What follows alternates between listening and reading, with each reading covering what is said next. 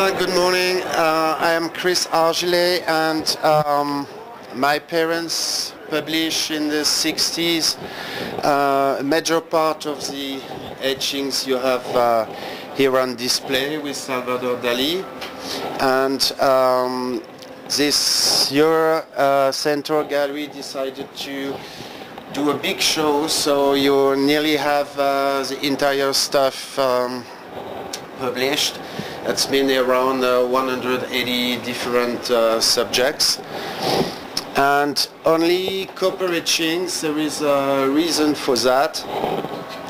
Dalí was an engraver. He learned the etching techniques during 4 years in Barcelona, and it was very easy for him to engrave.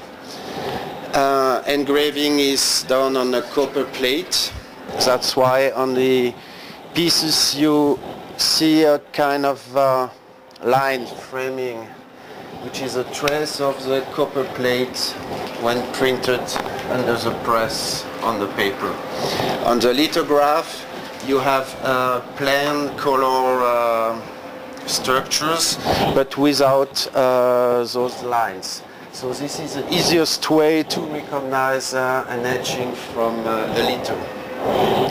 Also, you have to think that the subject is created reverse, as in a mirror, because when printed, there is a mirror effect. So the artist has to think reverse when he works, which is another difficulty. And Dalí was using the classical materials to etch. That's mean diamond point for very thin lines, steel point for deeper lines, and ruby point for let's say medium lines. But also he sometimes uses nails or some stuff he could find somewhere to create new kind of drawing and aspect. On an etching, sometimes you have a plain surface. Upstairs, for instance, down and up, you have some plain surface who look like a lithograph. This is a process which called aquatint. So an acid is applied on the copper plate and sugar, and this aquatint creates plain surfaces, like here. So here there is a mix of aquatint and etching. And for instance, the date on below the signature was done reverse by the artist. It's very physical to engrave. That's why you need all your a very nice view, a good view, and nice movement in your hands and arms. That's why Dalí stopped at the end of his life, because he was unable to etch anymore. So this is the main technique. So the artist engraves the copper plates. After the copper plate is inked and a paper is applied on, it goes under the press, and after drying, it's brought to the artist for signature and numbering. The numbering is depending of the contract with the publisher.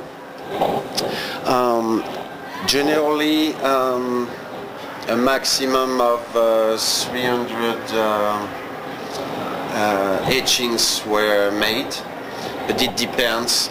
And sometimes it was realized on two different papers, arch paper which is the more common paper but with a strong contrast, and Japanese paper, which is a rice paper with a more light subject, to have two kind of relief and a choice. So this is an etching on arch paper, and big one, the one up horses on the right is an etching on Japanese paper. Japanese paper is very fragile, and so for most of the subjects you have a choice between two papers with two numbering. For the etching you cannot go a lot up to 300, 350 samples, because at the reverse of the lithograph stone, the copper plate destroys itself after printing. So if you continue to print a copper plate, after it completely erases. That's why on certain subjects, certain are very strong. It was the first copies printed. Certain others are much more light. You can consider it is the end of the tirage. So this is for the etching techniques. Now on the publications here, my parents met Dalí in 1959 in Spain. They were looking for one copper plate to illustrate the cover of their first book.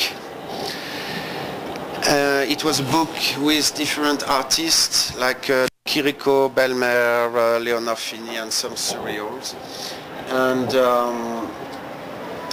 Dalí was very quiet at this period. He was always very cool and quiet while he was in Spain, and totally different of how he was in Paris or New York. And so after this first subject, l'incantation, which is this one here, I don't know where is the etching. This was the first subject published by my parents with Dalí, and after that they had a good contact and decided to start an important publication.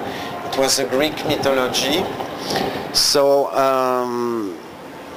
it's larger size copper plates, and Dalí started in 1960, and during 1960 and 63 he created 6 subjects only. So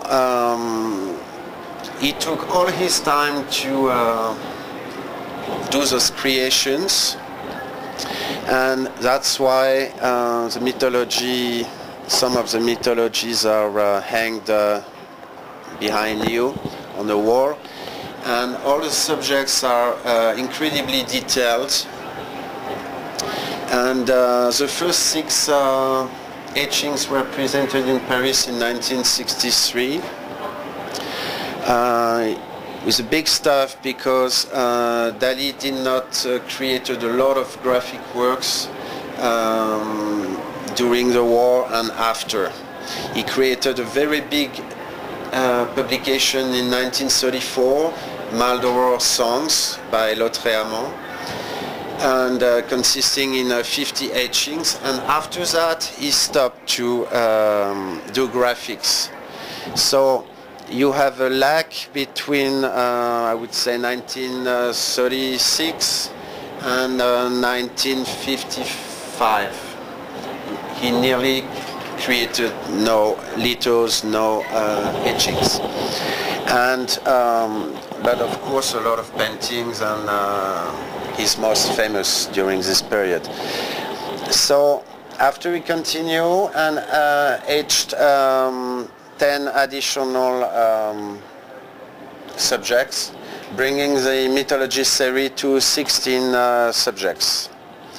So this is after Maldoror certainly what can be considered as the biggest print series he did.